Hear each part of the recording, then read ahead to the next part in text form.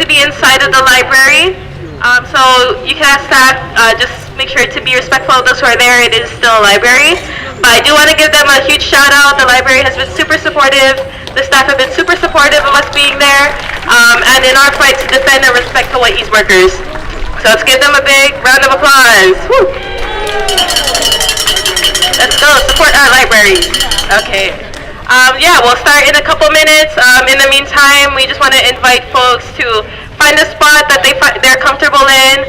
We have some chairs for kupuna who need them, but if you brought your own chairs, that's great. If you have mats, feel free to lay them out. Yeah, we'll get started soon. Thank you, everyone.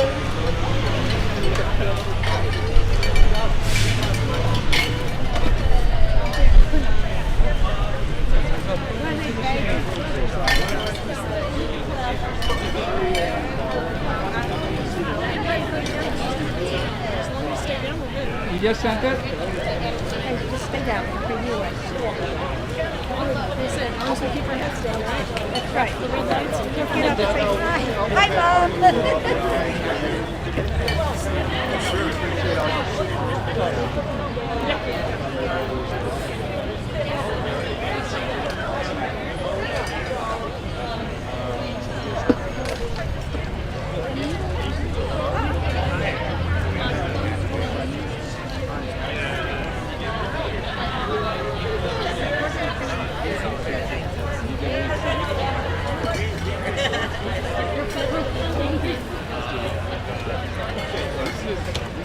Okay, I'm starting to change.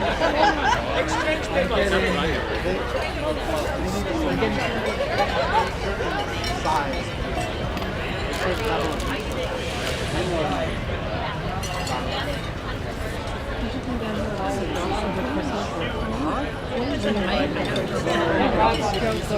Because I help drive for Jack and I looked at the time maps and there's actually that way to get here and that way to get here.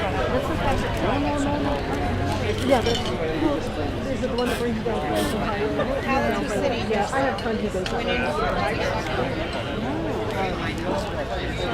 you can see all the lights on the trees. Oh, really? So the whole campus was covered with lights, and they had a lot of stand-up lighted areas, and they had tunnels of lights that the light shows and change all the areas. It was really cool.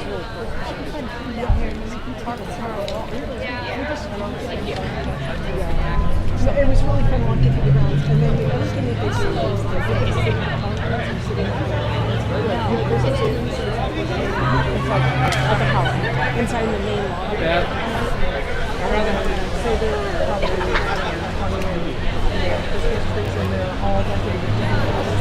Okay, I'm going to let you in that. Art and things like that, all the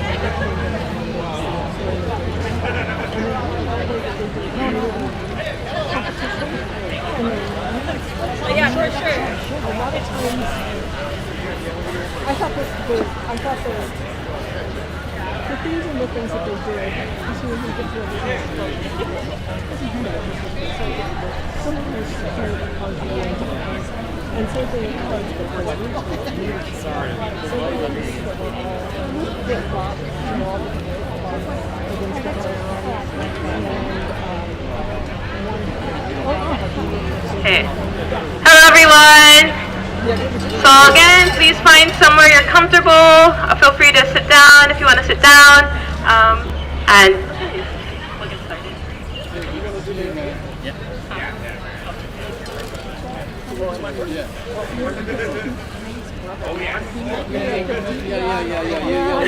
He's on the bike, right? Yeah. Aloha, everyone! Welcome to May Day, which is also May Day in Hawaii, but it is International Workers' Day in the world, and we are here to support our workers here in Hawaii. That's why we're here. We're needing to continue to build not only our coalition, but a groundswell so that people will no longer see workers as just folk, but essential to the life of who we are here in Hawaii. They deserve respect, they deserve support,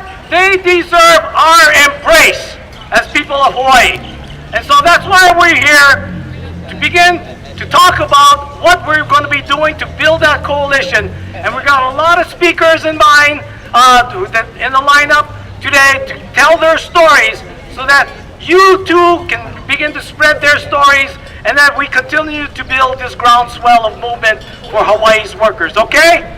All right. To begin with, we're going to start with an Oli, and I'm going to call upon Kaliko. Is Kaliko here? There, Kaliko. Mahalo. Aloha mai kako. Okay, we're just gonna start with Eho Mai, so if you know it, feel free to join. Louder. This one? Okay. We're gonna start with Eho Mai, so if you know it, feel free to join. But first, if everyone can take a deep breath together, inhale. And exhale. One more time. And out. Hanui loko kako. And ha.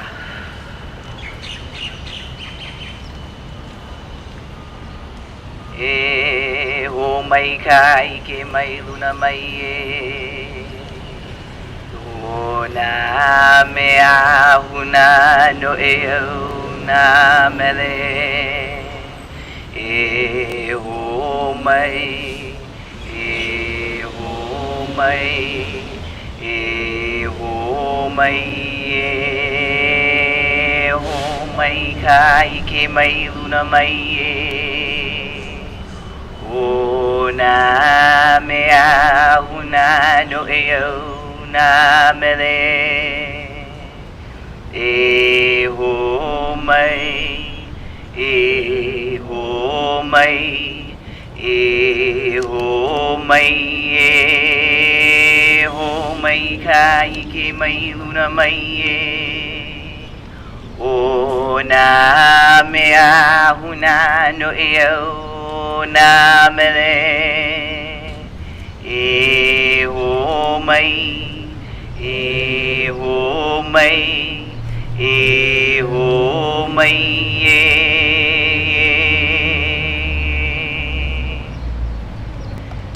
And finally, I'm going to do an Oli that is just acknowledging the hard work that has gone into all of the organizing and the labor of standing up for what is right for the workers of Hawaii, but also to pray for and ask for the longevity to continue, as I know each of you folks have planted seeds for future generations really to sit under and understand what it means to be part of a movement that's so important. It's Pule Olaloihi, so if you know, you can join as well.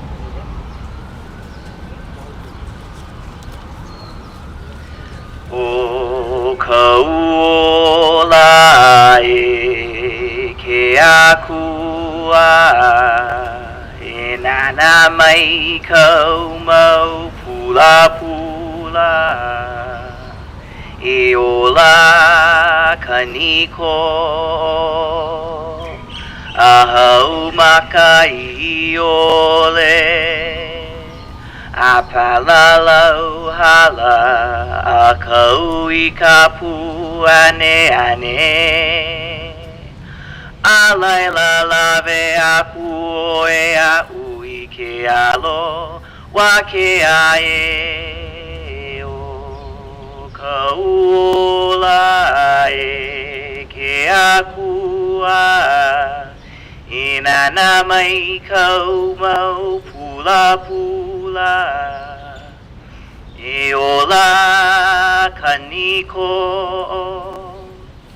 ahau maka i ole a palalau hala a kau i kapu ane ane a laila lave aku o e a ui ke alo wa ke a e o kau ola e ke akua e nana mai kau mau pula pula e ola kaniko a Ahau makai ole Apalalau hala Akau I kapu ane ane Alaila lave aku oe a ui ke alo Wa ke a e ola la e ola loa e.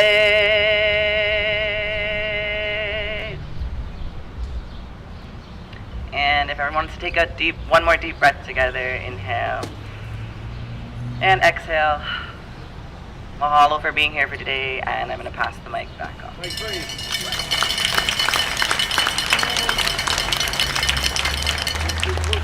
Mahalo, Kaliko.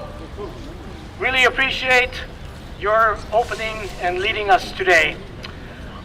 We want to introduce ourselves. For those of us who are the MCs, I am the Reverend Sam Domingo, the current president of the board of the Hawaii Workers Center. Hawaii Kako. My name is Misty Pegram, and I'm a member of Anakbayan Hawaii, and we're one of the 48 wonderful organizations who are a member of the Defend and Respect Hawaii Workers Coalition. So let's give them all a big round of applause. Yeah, so for those who are, and if you haven't had a chance, I'll have some time later to visit the tables of the organizations that are tabling here today. So with that, we're going to begin our program officially. So today, as Sam had mentioned, is the International Workers' Day, but we're also celebrating the 5th anniversary of the Hawaii Workers Center. Happy birthday, Workers Center. For those of you who were there at the beginning, we started on a small gathering and launch on Zoom, and now we're here today, in our thousands and our millions, all together standing for the workers' rights.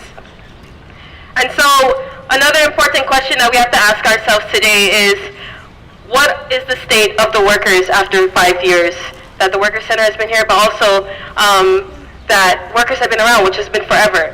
And so what are we looking at, especially now in the time of an administration who is so blatantly attacking workers' rights? And at the whim of every one of those people in DC, what has been the response of our legislators here in Hawaii? How have they worked to protect our migrant workers, our low-wage workers, our non-unionized workers? How are they protecting our unions here in Hawaii? More so, how are they protecting Native Hawaiian workers, Filipino workers, Kofo workers? And these are the questions that we are here to answer today. What is the state of our workers in Hawaii? And so today is the day that we lay it all out on the table and tell them exactly that. And tell them that they need to do better for our workers. Yes. That they need to see the power of the working people. And if you can refer to your chart sheets here, that the people united will never be defeated. And so we'd like to begin our program by calling up Armando from Aloha Latinos and the Hawaii Coalition for Immigrant Rights. If we could give him a round of applause.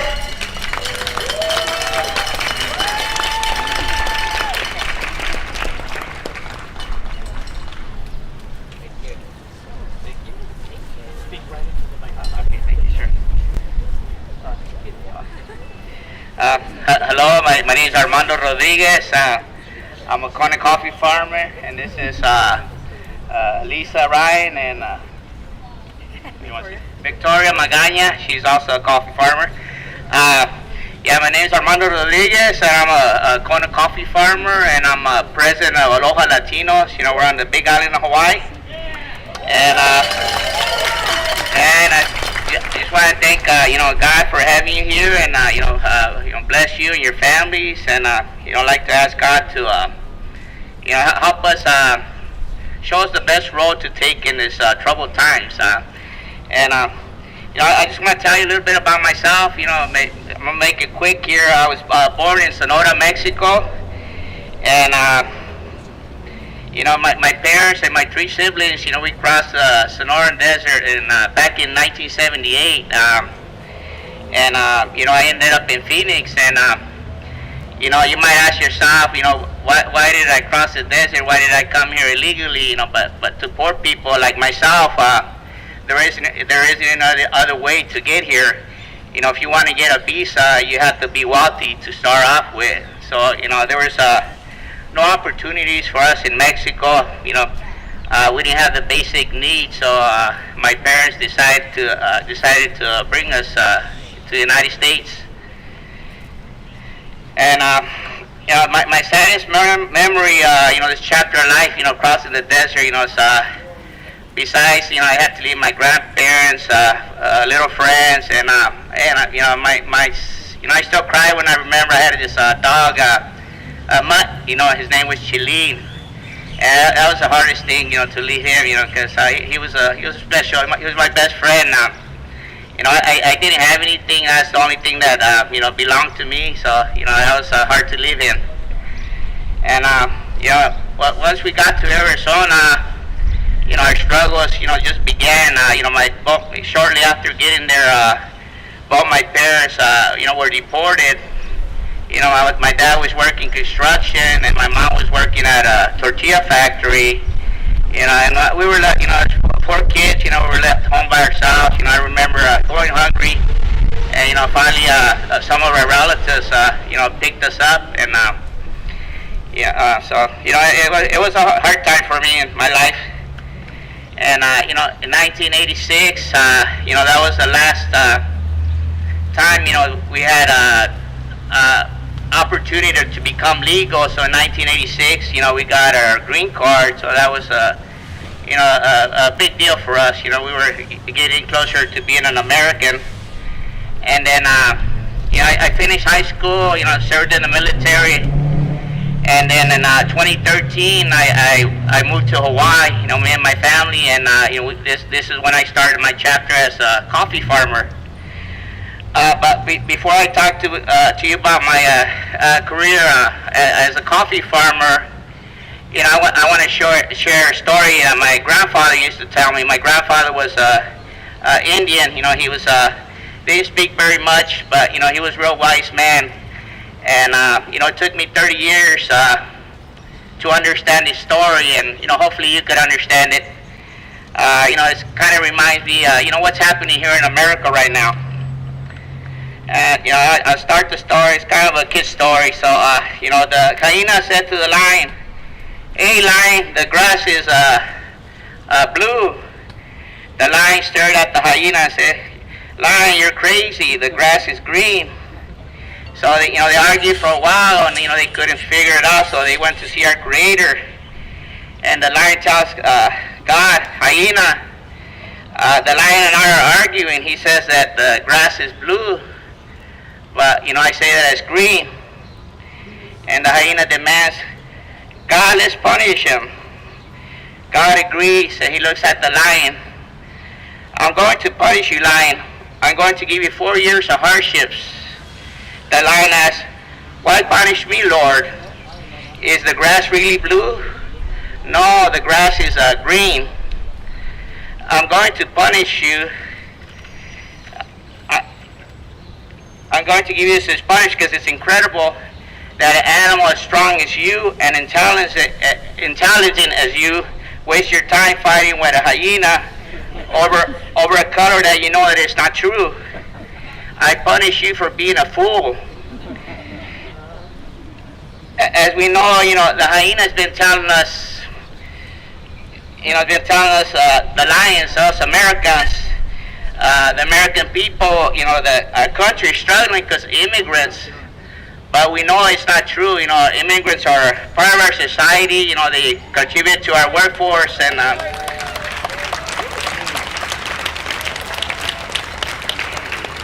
so now us lions, we're gonna be facing 4 years of hardship, maybe even more if he gets reelected again. So I'm gonna go into my coffee here. We've been struggling. As many of you have probably seen the news. ICE has been coming down to our community. It's raiding houses without warrants, arresting people with warrants, and so we're losing our workers.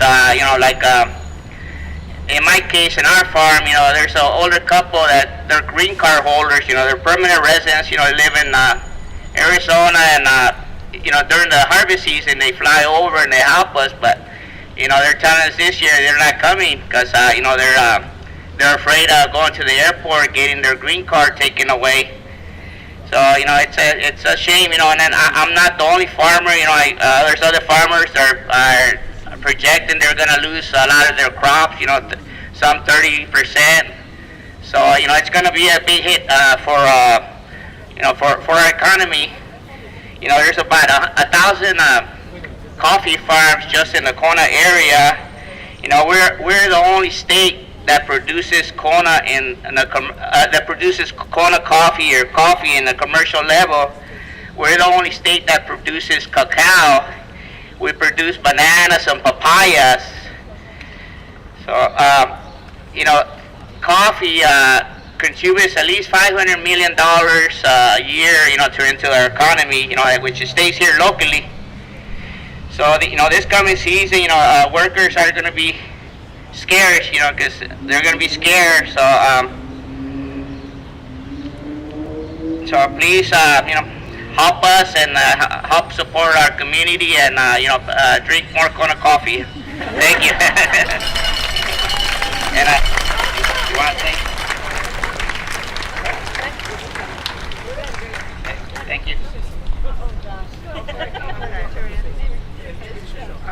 I don't know how much time I have. Aloha everyone, my name is Victoria. Did you guys hear me the first time? I am the daughter of once undocumented parents, raised on Hawaii Island, and so my father was deported 2017 during the first Trump administration. My mother is now a U.S. resident. And so we are here to speak for the families and the community that is unable to speak. A lot of the families that are affected are mixed status families. They have a brother, they have a sibling, a parent, an uncle, and so they want their voices heard, but unfortunately they are silenced. The disappearings that have happened recently, especially like on Hawaii Island, we have been there and seen the fear. Families have stopped, they're leaving their homes early, they're coming home late at night because of the fear of ICE raids. They're sleeping in their cars. Children are afraid to go to school because they don't know when the moment that ICE comes and takes them. They don't know if they're going to come back to their parents at night, after school, if their parents are still going to be there. People are living in fear, and so I just want to say thank you for coming out and supporting, and recognizing that we are human and that these families are human, that they are displaced people from their own countries. It's not easy to leave a country, to leave your land, to leave your language, your community. So I just want to thank you all for being advocates for those that are not voiceless but are silenced, right?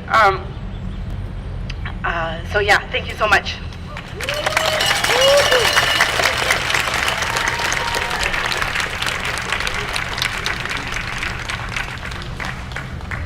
Thank you.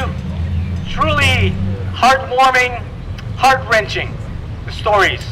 And I trust to some degree that you will not forget their speakers today and to remember the folks on the Big Island right now, clearly. And if there's anything that you can do to call people who might make a difference up there, please do. Make that connection right now if you can, right? The administration's draconian policies indeed are right before us. We don't have to really think about it anymore. It is more important than ever to ensure that our migrant workers are protected on every level. And to speak to more on how these attacks have impacted, especially the Kofa community, I'm going to call upon Austin right now. Austin, aloha, please come and share your story.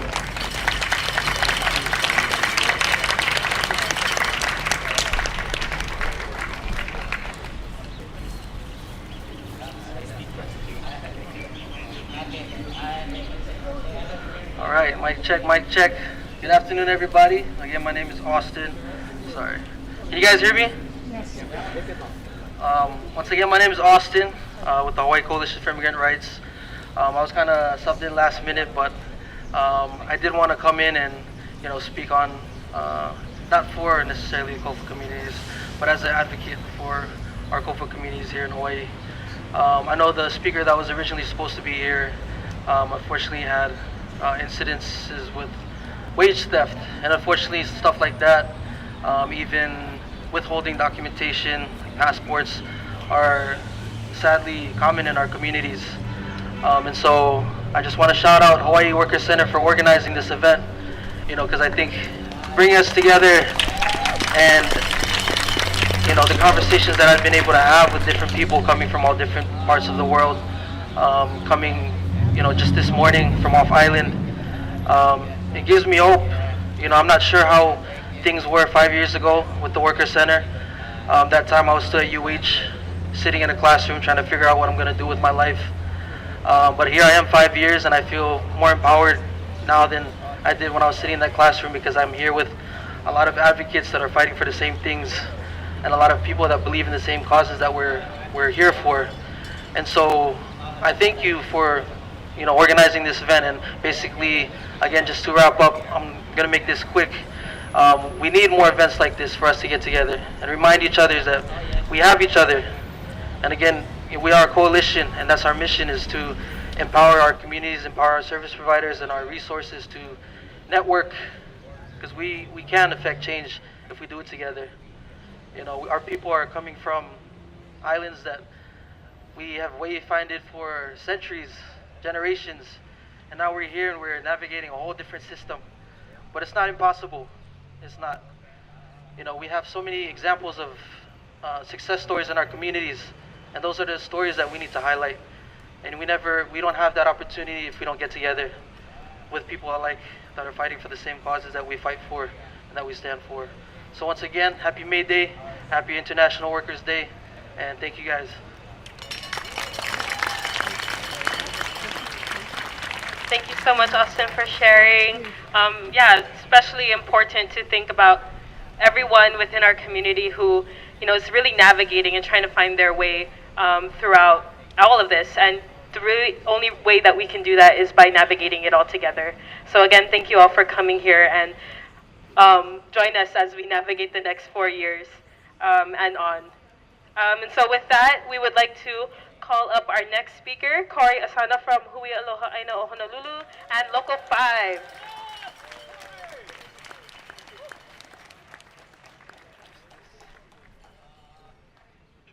Is that good? Okay. Aloha. Mahalo for inviting me here today.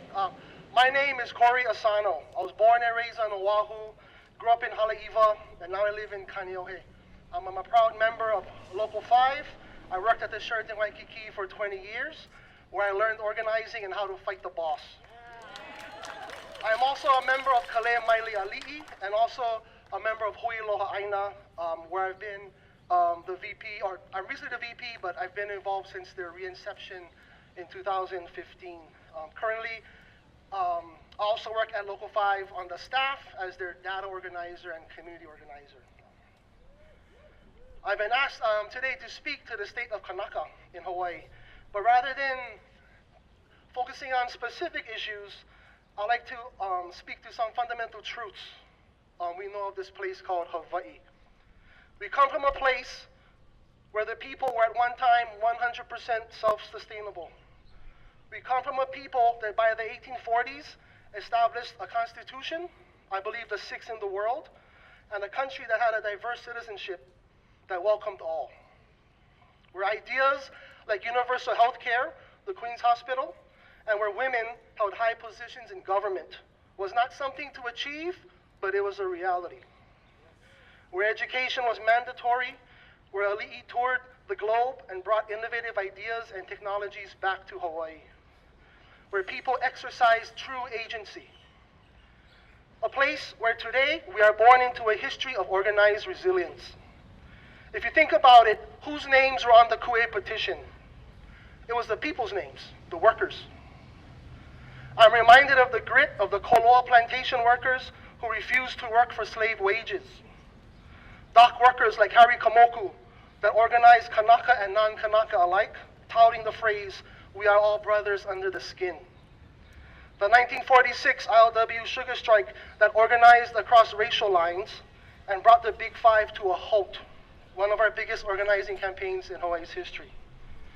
To Local 5's Jimmy Chalk, who walked Waikiki from end to end organizing hotels, and in the 1952 Matson Hotel strike, helped set the standard in what will be the largest industry in Hawaii, making sure not only workers' basic rights and needs are met, but more importantly, demanding dignity and respect, a model that Local 5 has been able to use as a foundation to build power till today.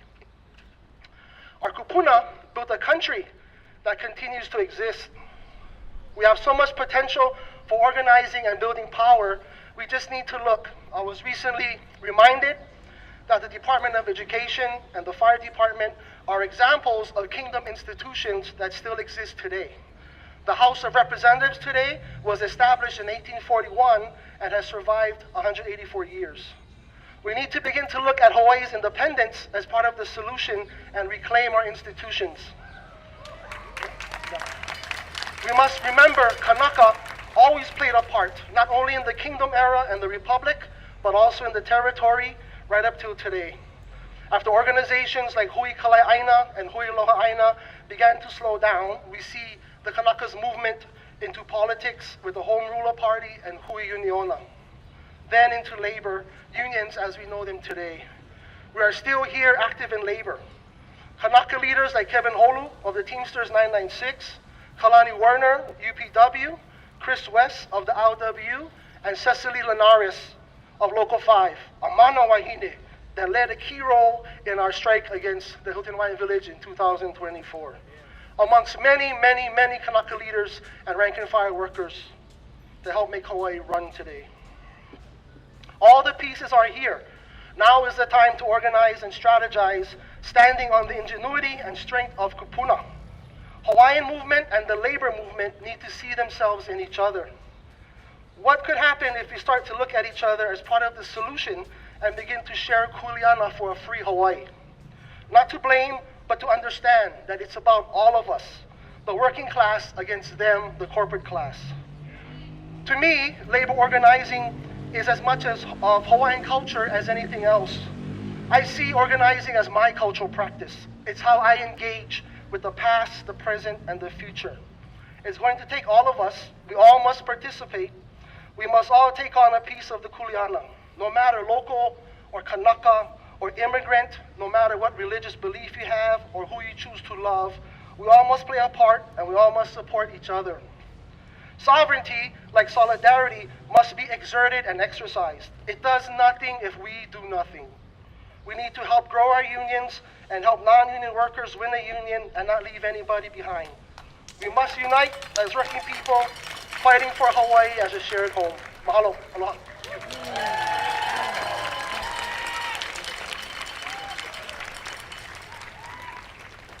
Okay, with that, I'd like everyone to refer to your chant sheets.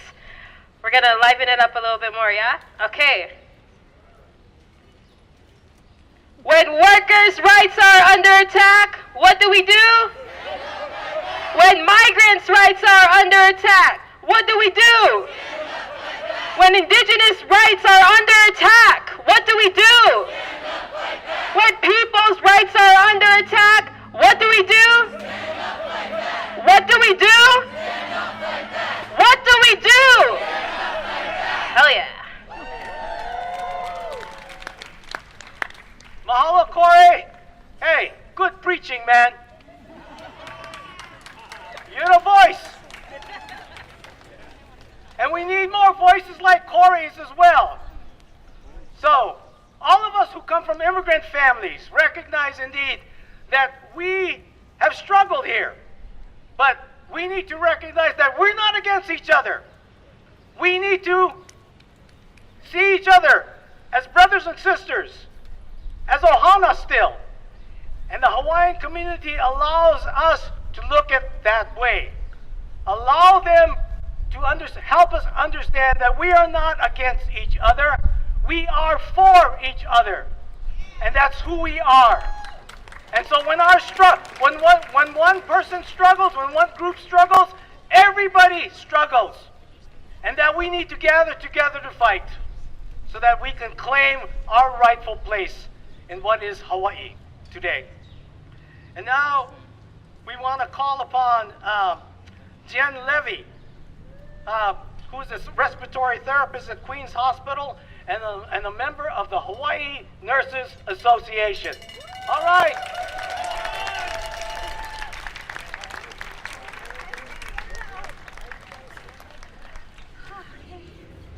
Aloha. Right up there. Oh. Okay, right into it. Okay. I'm Jennifer. I'm a respiratory therapist, a critical care respiratory therapist here at Queens Medical Center. I've been employed there for about 4 years. Respiratory therapy is a specialized healthcare profession. We are trained to assess, diagnose, and treat patients with breathing and lung issues. You'll find a respiratory therapist on every floor in the hospital. We are a valued resource in any hospital around the world. You might find us in labor delivery, taking care of mother-baby. We could be in the ER, 1 minute giving a breathing treatment to an asthmatic child, and the next minute we're in the next room intubating a trauma patient from an outer island. You'll find us on every single floor of the hospital. We'll be administering breathing medication, and we will be doing other lung therapies with all patients. In the ICU, we have a critical job. We take care of the breathing ventilator machines and the breathing tubes. That is considered life support, and we manage that.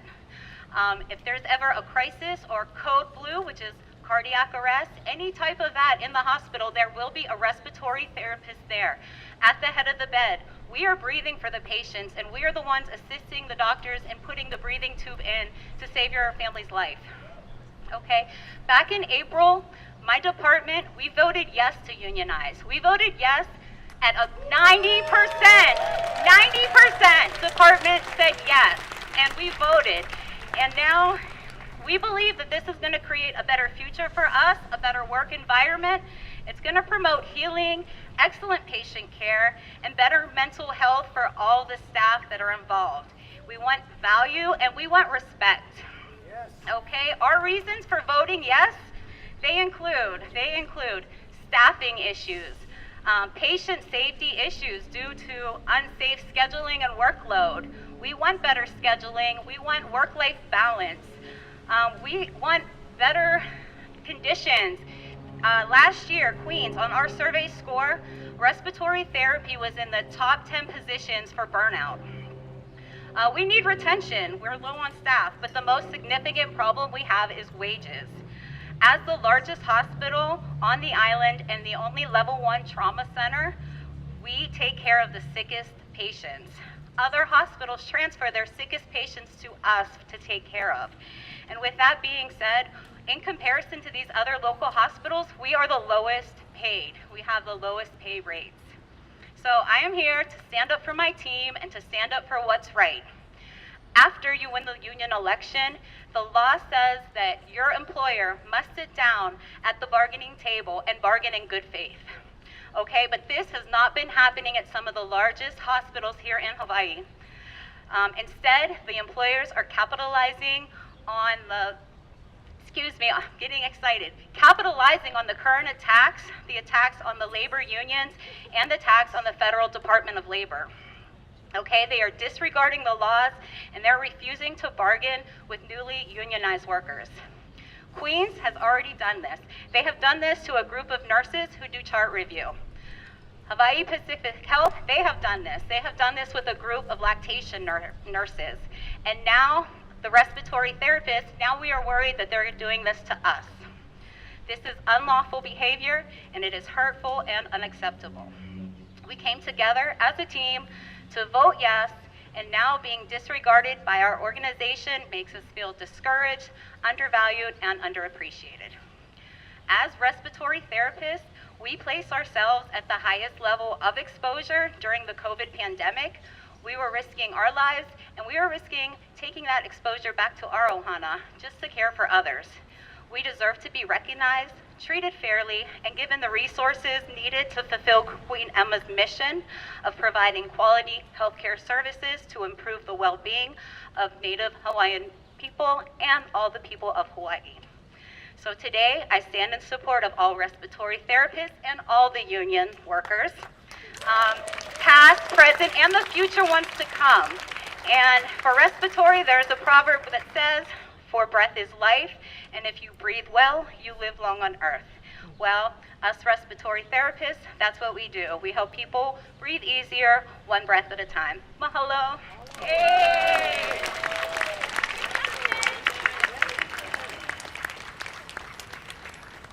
Thank you so much, Jen. But how disappointing is it to see our very nurses, our very healthcare professionals being disrespected at their work? So thank you so much for sharing your story. And you know, if there's anything that the past year has shown us with all the challenges, not just within our hospitals, but throughout all the different workplaces in Hawaii, one thing has been proven time and time again. It's that when we fight, we win. And so here, we're going to hear from another hotel worker, from Jason Maxwell, who is a worker at the Modern and a member of Unite Here Local 5. Let's give him a round of applause.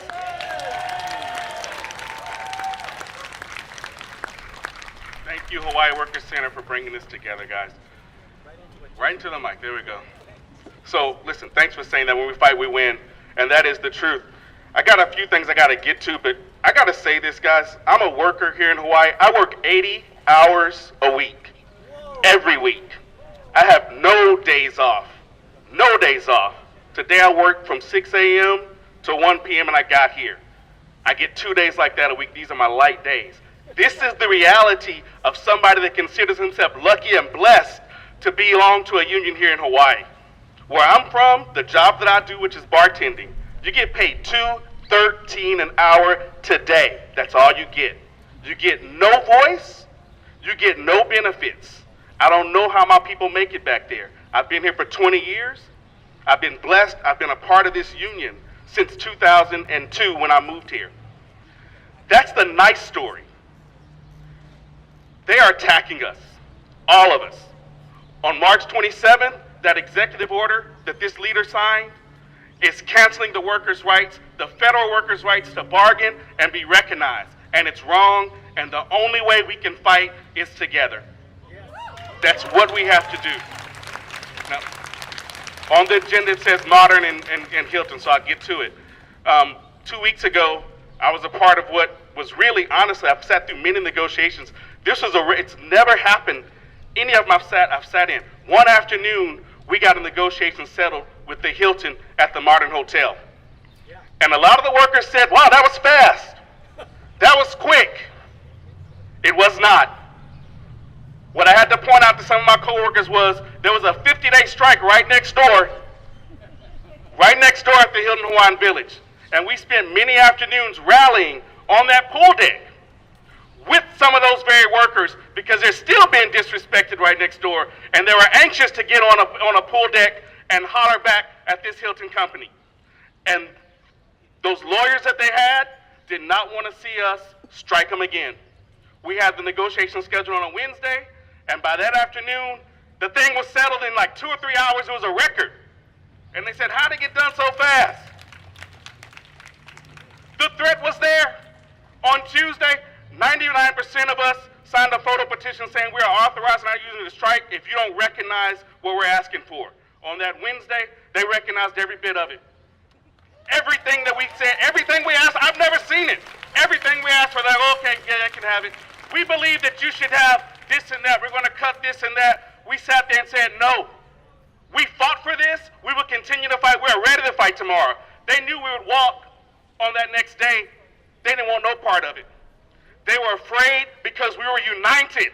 We were united with those Hilton workers that they saw fight for 50 days. They didn't want no part of it. This is the time, and these are the people. It's us, you all. This is all we got. We got to stay united, just like that. That's the only way we will win. They will fight us. They will never stop coming after us. And this leader they have now is happy to be the point of the spear and do reckless things to prove the point that the billionaires are in control. You see how they posture. The billionaires want what we've got. They want our money, they want our loyalty, they want our stuff, and they're coming after it. And we have to stay together. We have to maintain the idea that we are one. Regardless of our color, regardless of our background, we are one. We will be together. We will fight them. And this is how we will win. And I apologize if I didn't check all the boxes, but I'm going to stop there. But we have to stay together, folks, and thank you, Hawaii Workers Center, for doing this. And we have to continue to do it. God bless everybody.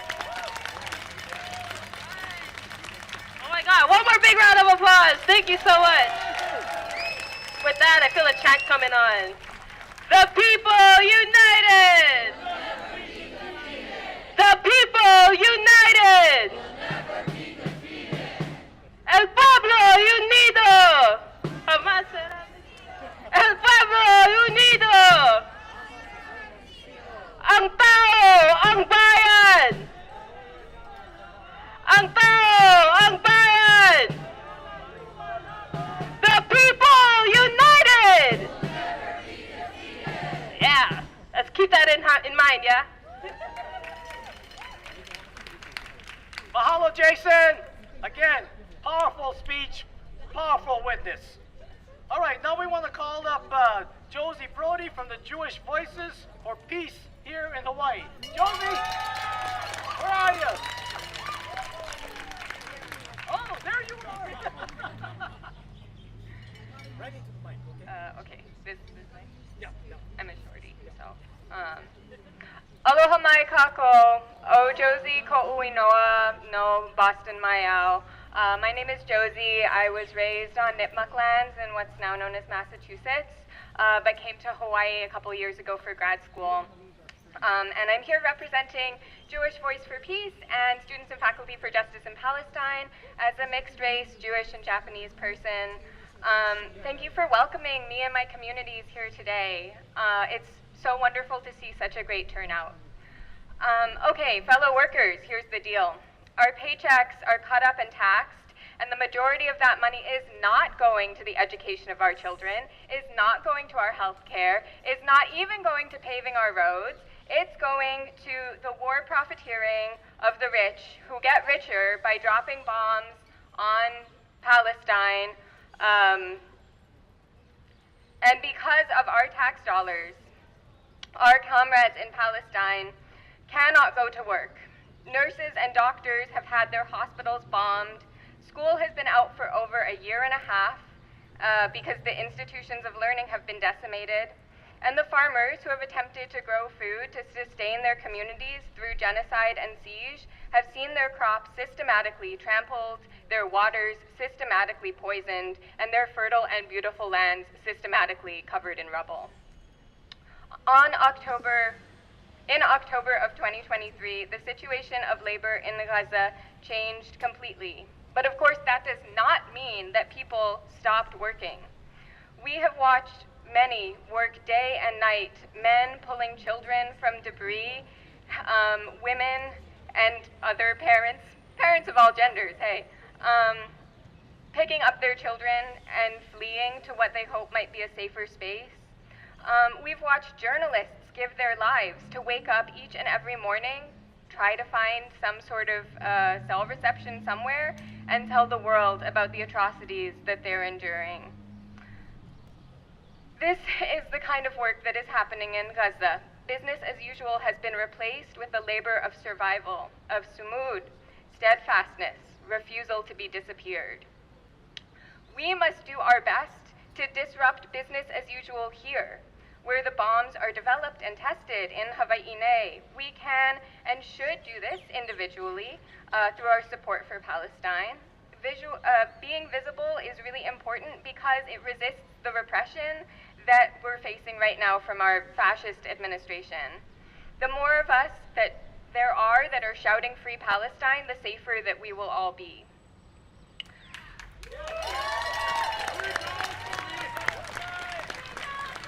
Free Palestine! Free Palestine! Thank you. But working individually is not enough. We also need to be working collectively. We need to know our neighbors, we need to join groups and build power. With power, we can stop the machines of Zionist warmongering. We can fight U.S. imperialism, and we can prevent the military from renewing their land leases here in Hawaii.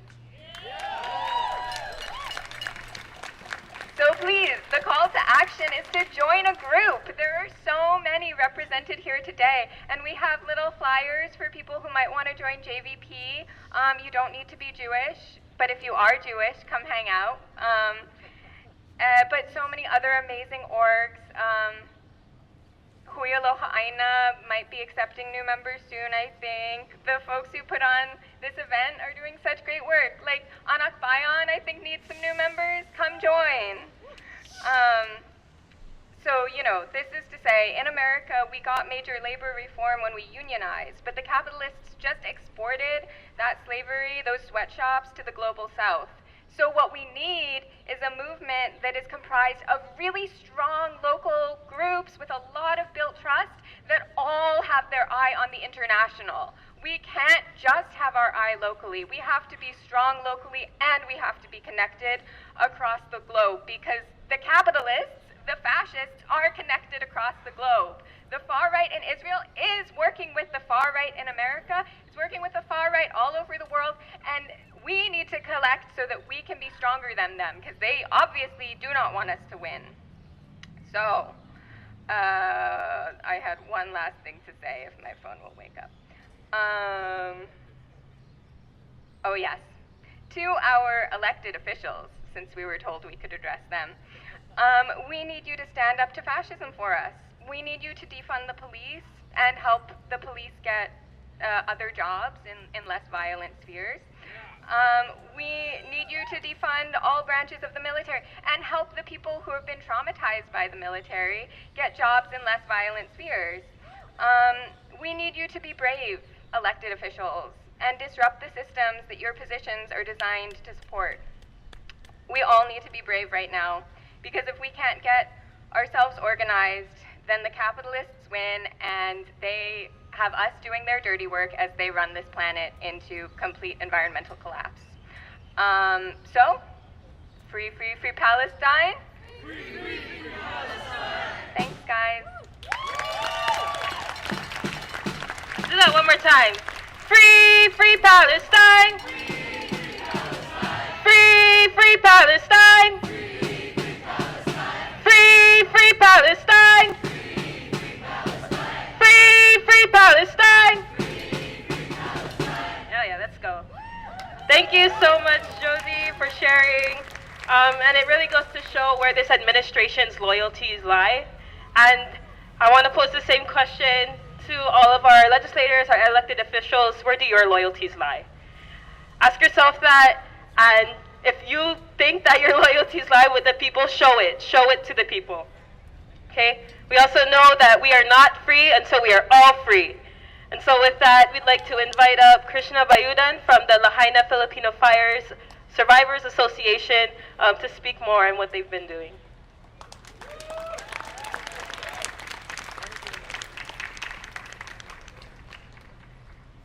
Aloha everyone, and happy International Workers' Day. My name is Krishna Bayudan, and I'm a community organizer with the Hawaii Workers Center on Maui. And I was also directly affected by the August 2023 Lahaina fire. Today, we gather in unity and in purpose to honor the dignity and rights of working people across Hawaii. And today, I speak especially for Lahaina's working class, renters, homeowners, and immigrant families like mine, who have been fighting every day to survive and rebuild after one of the most devastating disasters in Hawaii's history. More than a year and a half ago, the Lahaina fire changed our lives forever. We lost our homes, our jobs, and entire communities. But through that loss, we found strength and a shared commitment to making sure our people are not forgotten. And I'm happy to announce that we are forming the Lahaina Filipino Fire Survivors Association, a group of working class Filipino immigrants and survivors who are organizing for justice. Our mission is this. We are the Lahaina Filipino fire survivors, immigrant workers who built our lives through sacrifice and hard work.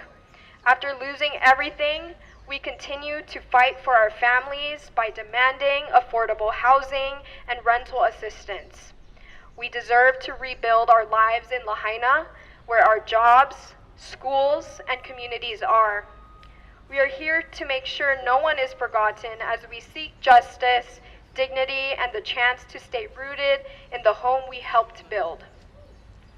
But the system is not meeting us where we are.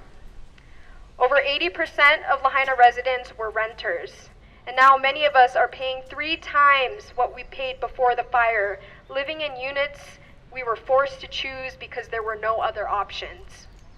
And too many survivors, including my own family, have been caught in a loop of bureaucratic delays between FEMA and the state's housing program, Kala'iola. Some had to wait until their insurance was exhausted, then wait again weeks or even months for FEMA to confirm eligibility for housing assistance. Kala'iola could only help people who were denied FEMA, forcing families to endure these delays without support. And some people even became homeless or were forced to pay exorbitant rents just to keep a roof over their heads while waiting for either program to accept them. This is unacceptable. Only 9 homes in Lahaina have been rebuilt today.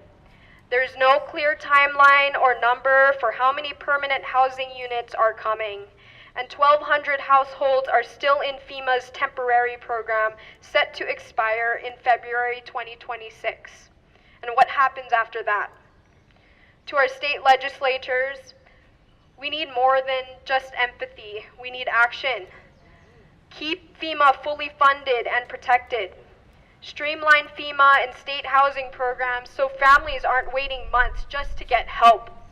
Hire local, culturally competent FEMA staff.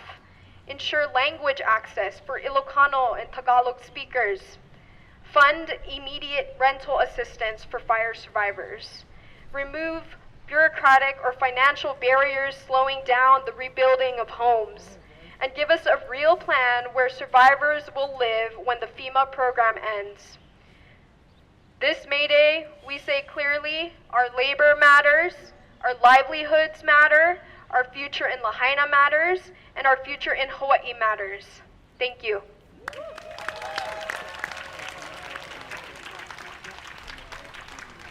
Mahalo, Krishna. Really appreciate the work that you've been doing. Krishna's going to be transitioning to go back to school in a couple of weeks now, but we appreciate the work that she's been doing, and we continue to make sure that her successor in that job will do the same thing that she's been doing. So continue to hold the people of Maui in your thoughts, your prayers, and in whatever ways in which you can be supportive of them. Okay? All right. Now we're going to call upon Ray Catania, my favorite friend from Kauai. He's going to give us the legislative report, and boy, it's not good news. You know, before I get to the report, every time I had report card, when I was growing up, I used to come home with a damn bunch of Fs. And because of that, I was stuck cleaning the yard for years, you know. And we'll get to the legislation and how I think about them. But, you know, their grade's not going to be good. But before I get into that, I want to say that I'm the Kauai representative for the Hawaii Workers Center on Kauai. And I've been living on Kauai for over 35 years. And I've learned a lot of history about my island. The first strike that ever happened in the Hawaii Islands was Native Hawaiians in Koloa Plantation, 1841. The bosses was only paying them 12.5 cents a day, almost like carnival script. When they had to go to the store that was owned by the plantation boss, was the only place where they could buy goods. They're a bunch of crooks, you know. That's the thing. A lot of people don't know about that, but the first strike was by Kanaka Maoli And what happened was that after that strike, because they give the employees such a hard time, because the Hawaiians never like cooperate with that stupid kind of hard labor and getting paid nothing but garbage, they started bringing in our ancestors from Asia and Portugal and other places. So the thing is that the Kanaka Maoli and the immigrants, my ancestors, we first cousins. We first cousins because we work on the land together. Okay, that's the foundation. The other thing is, in 1886, when Haymarket Square, when they had the workers that were demonstrating there for the 8-hour day, what would happen was that some kind of explosion went on, where cops were killed, and some workers were hurt. They tried to blame that movement, that bombing, on immigrant labors.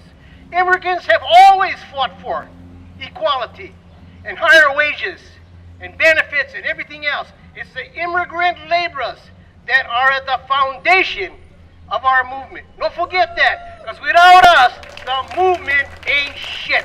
Okay? Mexico and in Honduras and other countries that they came from, and they came from dirt poor places. They're not coming over here for steal nothing from anybody. All they want to do is work. So let's remember that. They're just trying to survive. Now, when we get to the legislative report, a big friend over here, he's still holding up this sign, and some of the things I'm going to talk about, you guys can respond and tell me what you think. Should I come over here so I can see that, brother? Okay. Paid family leave. For over 20 years, we've been fighting for paid family leave, but somehow the legislature just can't get it together. What we want to see is for people who have problems with giving birth, like women, and taking care of the older people, that they get paid for this work, of taking care of their family members. Now, what happens is that the legislature has never gotten behind this thing fully. This thing gotta happen. We need paid family leave so that mostly women, they have the right of getting a paycheck when they gotta take care of somebody at home, like a sick family member or give birth. Like, for example, myself, I used to belong to the United Public Workers, and we had accumulated leave. So when my wife gave birth to my two daughters, one is 34 and the other one right now is 31, I was able to stay home for over 1 month and get paid, because my wife, who was working at Pizza Hut, was getting nothing. You see? So I was able to stay home and help my wife take care of babies. Now they're big and they drive me nuts, and they're on their own. But the thing is that it's really important to have paid family leave. It's an attack on women in particular that we don't have it. So, brothers and sisters, what you guys grade for paid family leave in the legislature? What you guys would give them? Because they would flunk. F! Okay, F!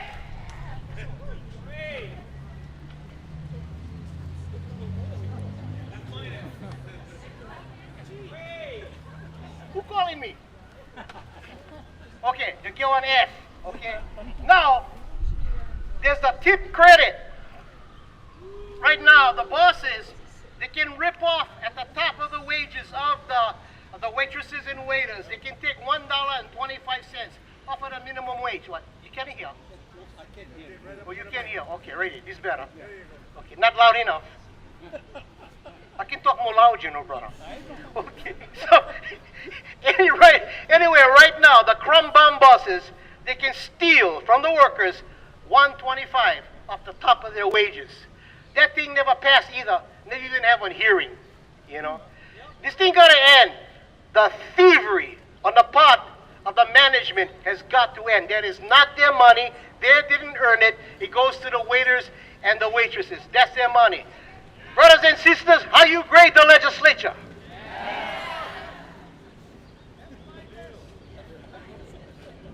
F. Okay, all right. Now, there's another bill called the Right of Return, House Bill 1325. This relates to Courtyard Park Terrace, places like that. And Lisa Grandinetti, you would help with this, yeah? Tina. Okay, I'm sorry. I take that back. Tina. Okay, so that's all. Sorry about that, yeah? So, anyway, they're rebuilding that place. They're gonna renovate Courtyard Park Terrace. But there's no guarantee that the residents that living there now going to be able to come back at the same kind of rates, and the legislature doesn't even want to guarantee them that right to come back and live there. And they've been living there for many years. A lot of our brothers and sisters that live there are from the Marshall Islands, from Chuuk, from Palau, And the thing is that they deserve it as far as I'm concerned, because their land, their islands were stolen by the United States government to bomb into oblivion, That's why there have been over 500 cases of cancers and diseases in these islands, in the Pacific. And I think they deserve the right to return. Everybody deserves housing, yeah? Nobody should be left on the street. There's no such thing. There should be no such thing as an unemployed person, and there should be no such thing as a person who without a home. Everybody deserves a home, and everybody deserves a house, a decent place to live. So, my friends, how do we give this right of return to KPT? How do we grade the legislature, our friends over there? F again.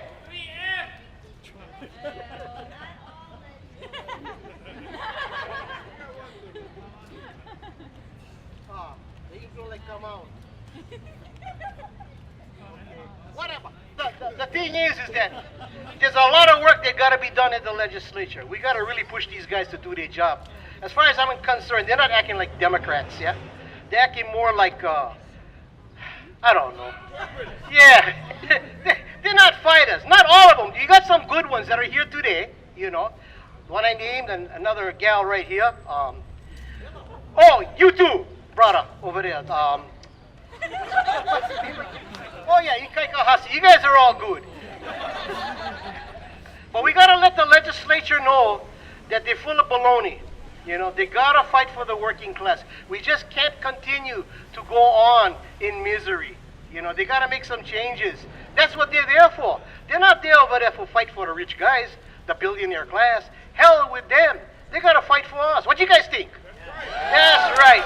So anyway, thank you very much for giving me and my good friend here a chance to talk. Aloha, everybody.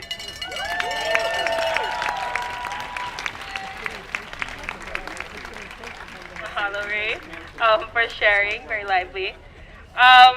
So next, we're almost done. We're almost gonna separate from each other until later today's silent march towards the federal building. But before that, before we part ways, I just want to remind everyone that today is the Hawaii Worker Center's 5th birthday. Woo! Give a round of applause. And so with that, I'd like to bring up the Hawaii Worker Center current interim executive director, Kami Yamamoto.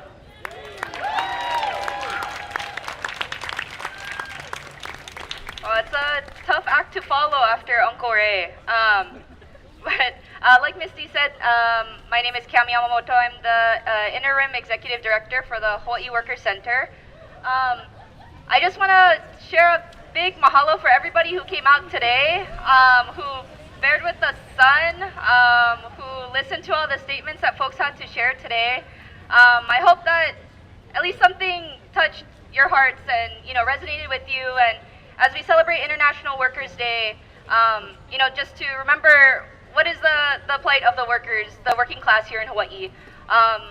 We wanted to organize this lineup of speakers to illustrate just exactly what people are going through.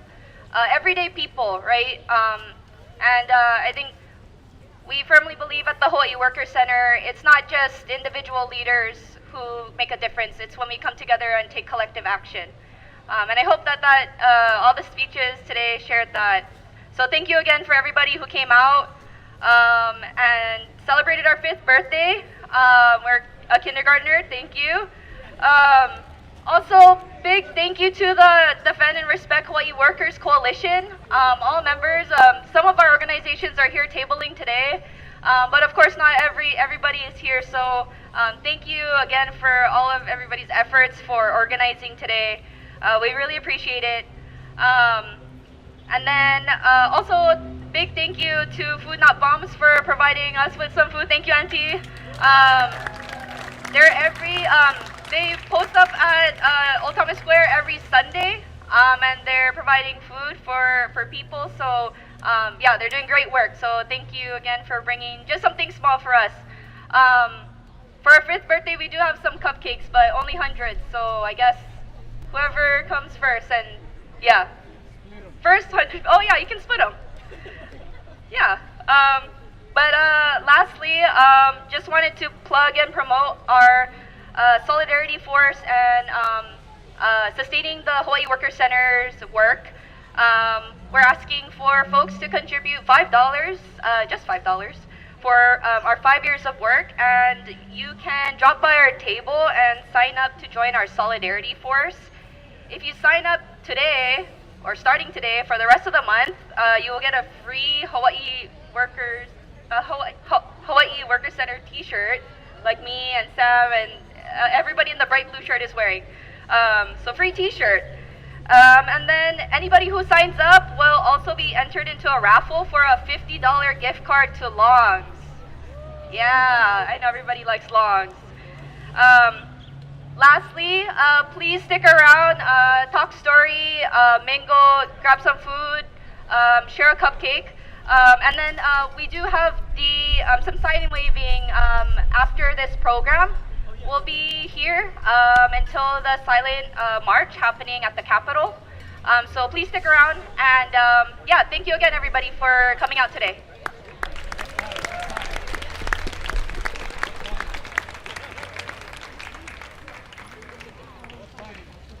All right, everybody, thank you for coming. Really appreciate your presence here today, and I'm trusting that the stories that you have heard today that you will continue to take back with you and to share with others, so that we continue to build this greater awareness and this movement that all of Hawaii's workers really deserve. Some respect, some dignity, and support. And I'm trusting indeed that you will continue to open up your hearts and your minds and everything that you have to pay attention to Hawaii's workers. We're going to do this again next year, right? And there's going to be more and more of us. So, we're not going to rest from this day on. We're going to make sure, and especially for those of you who are right now, I want you to make sure that you talk to other people who are presently here. Get to know these other folks, okay? To connect with them, to understand what their work is, and to find that sense of solidarity with them.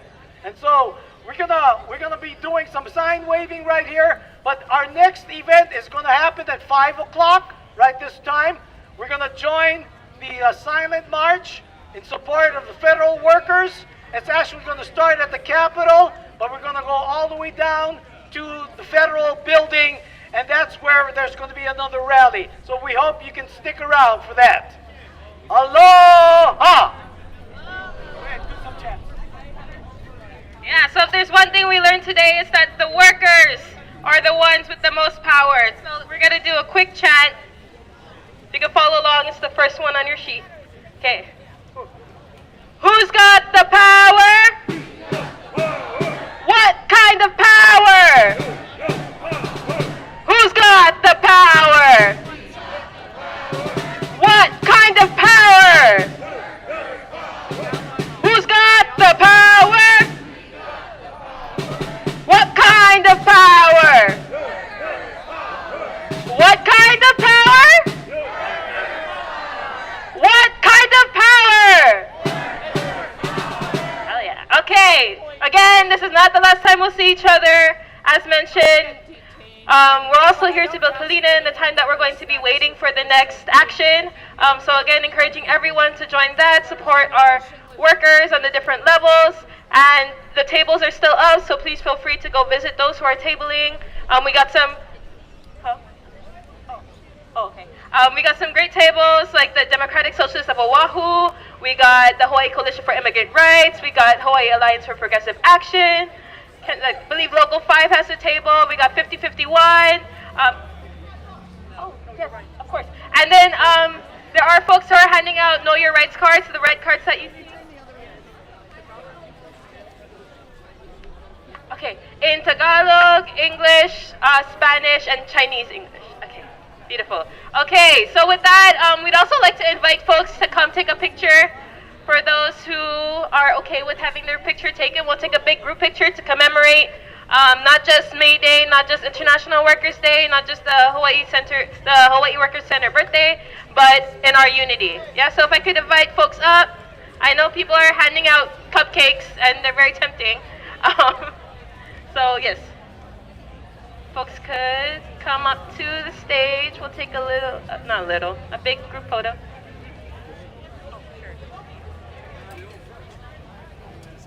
Okay.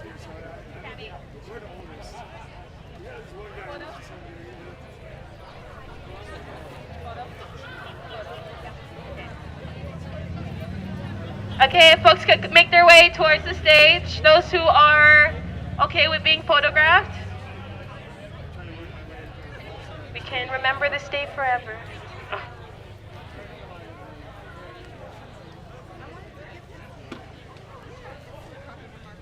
Okay, you guys can come towards me. Join me. Join me on the dark side. No, I'm kidding. Yes.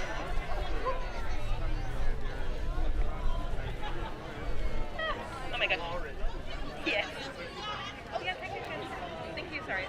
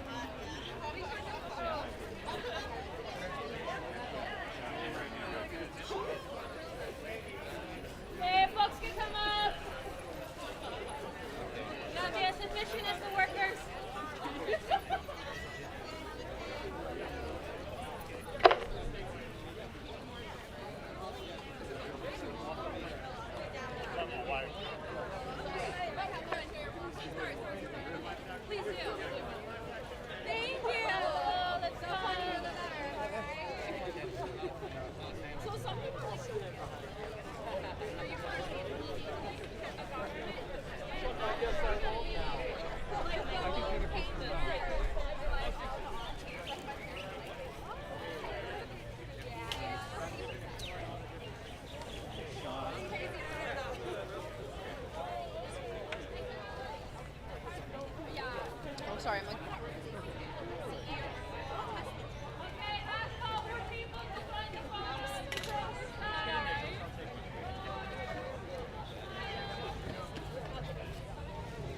Maybe you got to go to the side angle, because then you can get everybody. Yeah. Get some food. Get some food. I will. You may have to come this way. My aunt was a my mom was like hospitalized. Anyone else? That's super cool. She's hospitalized. Oh, hey! How are you? Oh, love you, sure. From that side of that thing to this side. I didn't realize that was really Okay, we found each other. Everyone else? Yeah! Back there, Shaw, come up here.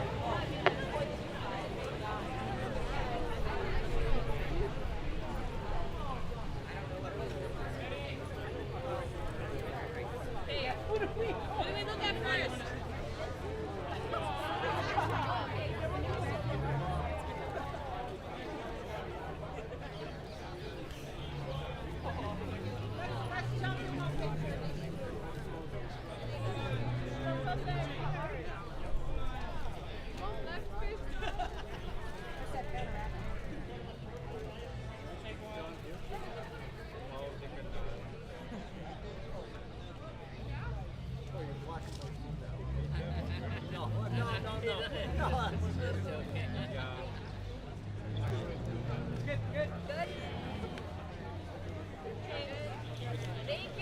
Thank you all, everybody.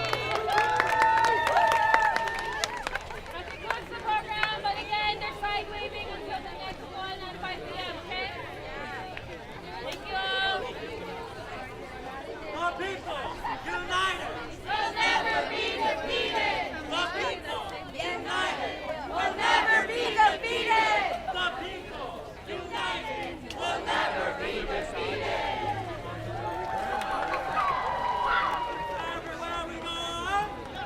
Here we go.